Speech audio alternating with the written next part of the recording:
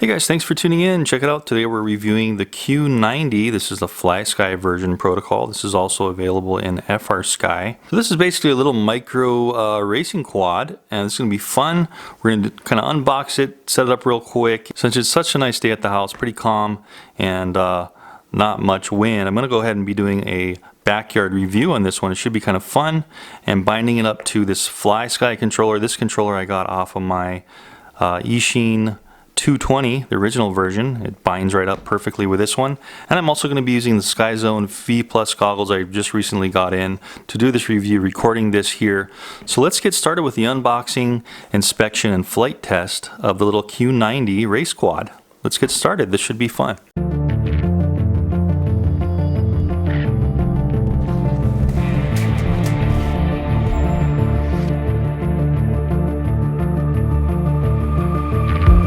Okay, so first and foremost, nothing to see on the box. This is literally just kind of a generic, super generic cardboard box. I'm honestly not even sure what the brand is on this thing. I know Aurora makes a version of this, but this is just kind of an unbranded version. Just a basic pamphlet in the box. There's no branding on it. All it has is Q90 here, and it gives you a VTX setup there, and also like a flight controller diagram here, schematic. This is the bind and fly version, keep in mind, so all I need to do is bind it to the controller. I don't need to be putting in my own receiver. So anyway, here it is. Without further ado, let's get to this guy. Pretty nice looking. It's got purple anodized aluminum here. I'm just going to take this out and show you everything that comes in the box, and all it is that guy and an extra set of propellers. Now, I did already break one propeller just from testing purposes, and what I will tell you right off the bat with this one, if you do get this guy, really nice looking deal here, but make sure you go through all the screws on this. I did not, and I did a little flight test in my yard just after I bound it up to this FlySky controller, and I ended up getting vibration, and then one of these props flew off because the screws were entirely loose. Well, not entirely, but very loose. And with this one, it seems like the screws they chose were a little bit short, so you only get like 1 millimeter or so of grip down there in the motor. So if you can, maybe get some longer screws for this one, or just make sure they're tight enough before you go flying. You should tighten down all the screws on the whole thing. I had to just take out a hex wrench and just go ahead and crank all these down just a little bit. Maybe a quarter turn all the way around, just so they're not flying off in the air. But here it is, the FlySky RX here in the top, and really simple to bind. I basically just left the controller as it was and bound it, and I have all the switches I need. I have arming and disarming on one switch, and then these are my 3 modes of flight. Here's the arm switch, disarm switch, and then I have stabilize, leveling, horizon, and air mode all the way down there. So very simple binding here. I'm not sure if this one has a beeper. I guess we'll find out. But anyway, it's just attached with the battery here. You attach the battery by these Velcro straps. And keep in mind, this one does not come with any battery, so I'm just going to be using these 350 milliamp hour. This is a 2S craft, so I have a bunch of these laying around from all the King Kong minis I've been reviewing. So I'm just going to be using these for the flight test. It's got a JST connector for the plug-in here, so keep that in mind. And there's our VTX. The cool thing about this one is on the VTX, we have an easily accessible little button on the back here, and the actual info card it comes with tells you what all the lights flashing are doing here, and it gives you kind of a series of what the modes are. And this is supposed to go from 25 to 150 milliwatt, but I honestly think there's a 200 milliwatt setting or more, because I went into one more setting and it says it's only going to have 2 lights blinking in here, but there's actually 3 lights blinking on the VTX setting, and it seems like it had more power, so maybe a little bonus of more VTX power if you wanted to. There's a little micro USB plug in there for your configuration in beta flight, and on the bottom we can see this is our power distribution board with all the ESCs and the motors soldered up, and then it's a double stack, so on the top is the flight controller here, and then this is basically our VTX on the top board there. Got a little monopole antenna for the VTX sticking out, and there's just a single pole also for our receiver. And check this out, so the camera is an adjustable 5.8 gigahertz FPV camera. I'm going to show you how you can crank this down. So if you want to, you could crank it all the way flat if you wanted to. If you get better and you want to fly faster, check it out. You can go all the way up to what looks to be about 35-40 degrees maximum, and you can tighten that down with these little screws on the sides once you find the position you want. So it actually works very well, and it keeps it very stable, locked in there. It's not going to vibrate or move around if you don't want it to, even in crashes. You can see that it's using 5-bladed props, so quite a bit of propeller bite on these propellers, held in by just 2 Allen screws on the top. And here's the motors. Let's check these out. So for this size, usually around the 90, 1105, 7500 kV motors are usually the norm for this size, and so these should push it around pretty well. They're just attached by, of course, hex screws down on the bottom frame. One piece frame here.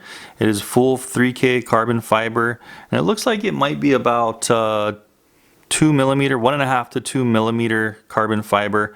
This thing has such a short wheelbase, I don't think we're going to be breaking this anytime soon. And also these aluminum ridges here, the channels, they look like they're really going to keep this thing protective with the carbon fiber little piece on top as well to kind of lock everything in. And then where the camera mounts up, these are also carbon fiber braces along the front. And then the back, just these aluminum ribs here, they actually go all the way down to the frame and lock in. So as long as you make sure you're tightening all those screws good, this should be a very solid craft. But we're going to find that out right now. Without further ado, I'm going to go outside to the backyard. This is going to be super fun. I've already got this thing bound up, super easy. If you know anything about FlySky, these controllers usually come with a lot of RTF, so I have a bunch of these hanging around the house. Really easy to just bind this up. And I'm going to be using these Sky Zones, so this should be fun. We'll see if these guys fog up in this review. It's pretty hot and humid day out there today in the backyard. These have not fogged up on me yet in a couple reviews I've used them in, but I will be recording this on the screen for you so you can see how that is, and I'll have some live commentary in the flight while I fly around the house. So let's get started and have some fun and take this thing out and fly it. Okay guys, so out in the backyard, and wouldn't you know, the wind has come up. See the tree there blowing in the wind? It is feeling like we're getting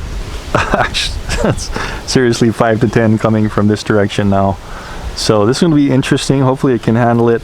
I just flew the Arma 90 in a review, and this actually has prop guards, and it did very well. And it's also a 2S brushless quad. So I think this will be fine because it doesn't have any propeller guards to catch the wind. And it's a little lower profile and compact, all in one center of gravity, so I don't think it's going to have too much trouble. Okay, so of course we want the controller on first. I want to plug this quad in. Here we go. Got our little boot up chime there, and I'll slap on these goggles and get started. Okay, now I'm sure I'm recording the FPV goggles, the Sky Zone, so I'll have those up on the screen, and you can see that we have voltage at the top. I have a target reticle in the middle. I have mode in the bottom middle, and then I have flight minutes on the bottom right. When we arm it, we'll see that ticking away. Here we go. So let's arm again. There we go. Start off and stabilize. Lifting off. Everything's recording right into air mode immediately. Boom, right there. Right switch down. We are in air mode. Oh boy, we're already dropping our voltage like crazy, aren't we? Okay. Of course, this wind is not helping anything. I'm just going to see how far we can get. We're at 6.2 volts already. I guess these are not very good batteries. I'm probably going to want to... Whoa! Yeah, I just nailed the grass. I guess I'm going to want to maybe put on those smaller batteries again, because this is kind of ridiculous. I'm not sure what's up. It's either the battery or these ones are just too heavy maybe for the quad. See if we can figure this out and get a good flight in. Okay guys, so switching back to the 350 35Cs, the King Kongs, and I think that might have been, these guys here might have been just too heavy for it. You can see how they're another 100 milliamp hour, but I don't know, I just didn't seem to be doing too well with those. So also from that crash, I just wanted to show you the damage to the propellers. So these propellers do bend very easily. You can see this propeller is down on the back right, but look, they just bend up perfectly, no problem. Very simple. So you're just going to want to try to keep them all level if they do end up bending. So maybe a good one for this one might be to replace these props to something a little more durable. Maybe a good one for this one might be to replace these props to something a little more durable. I'm not sure. Maybe something that wasn't a 5-blade. It seems like the 5 blades are possibly not very efficient. I'm not sure for this one. They seem like they're not very efficient, and it's dropping the voltage quite a bit. Anyway, pop this new battery in and let's try one more flight with this and just see how well we can navigate around the house. Go right into air mode and we're off again. See that little bit of flutter there. Whoa! The wind is definitely blowing it around. Man, so I don't know what it is. The voltage just immediately drops on this one. You see it flashing up there, going all the way down to 6 volts. So apparently you are going to need to have a much higher C battery on this one. I think that's the problem, is the 35C that we're getting with this just not doing it, you know what I mean? It's just getting sucked down too fast, and it can't handle how much the quad needs to function properly. Anyway, we'll do what we can here, see how far we can get. Woo! Whoa! A little bit of flipping, a little bit of acrobatics here. Hopefully we don't crash into the tree. So yeah, so with this one, invest in a high quality 60 or above C battery if you can. You know what I mean? And you will not have these problems with this low voltage always flashing on the screen, I think, and dropping your voltage. That's my hypothesis. So just doing some kind of close vicinity fast flying here. I did adjust the camera down just a little bit, just because it seemed like it was going a little bit too quick in this wind. Oh, is that our cat? Woo! Just making some laps. Let me go investigate that, if that was... Oh, I think that was just the fire hydrant, wasn't it? Yeah.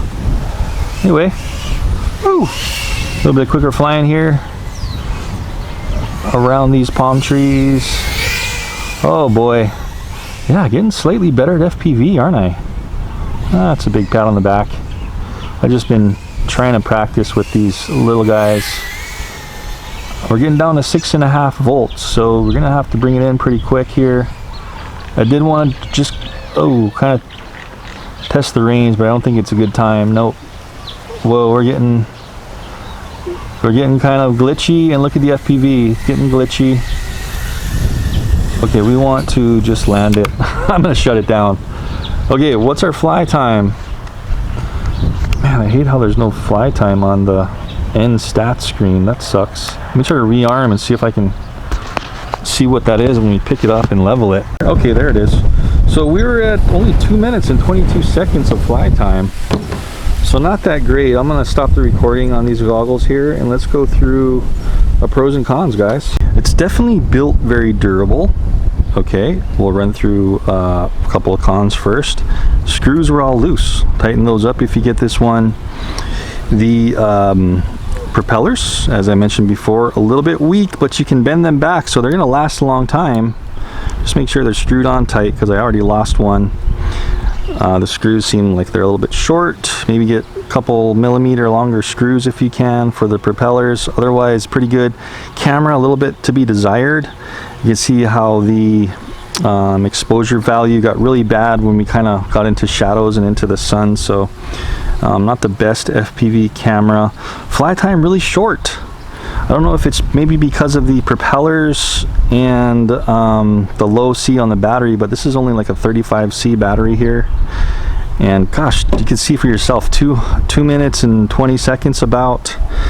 I'll have that pop up on the screen if there was another battery I flew it that had a better flight time, but it seems like right around 2.5 minutes is going to be your flight time with this one, so not great at all. Maybe there's a magic combo with a larger battery with a higher C that works better, but that's what I got today. These Velcro straps, I don't know, you know, these are kind of hit and miss with me. Some work well, some don't. It seemed like you couldn't really cinch down the battery very well with these here because there's no really latch to latch them on. You just have to really pull them over tight, and it takes a long time to get these tight.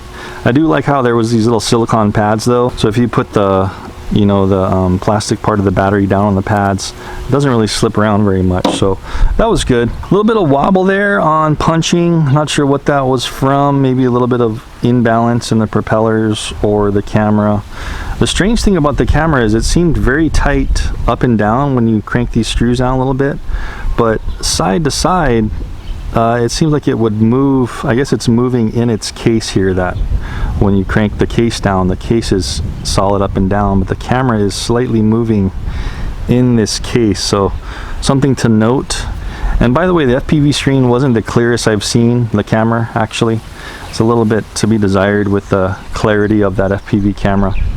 But overall, a fun flyer. I think there's definitely some better ones out there. I do like the look of this and the shape of it. It just seems like a solid little guy, but it does suffer from flight time and those things I mentioned.